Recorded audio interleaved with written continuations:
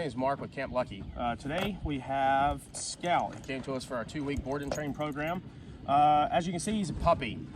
So we had to work out all those energetic issues that the owner was having. He would pull her around the neighborhood all the time. She wanted to be able to take him hiking, wanted him to be able to go kayaking, and overall just wanted him to behave better. He had a few commands, however, he wouldn't hold any of the commands, and he definitely would not walk on a leash at all.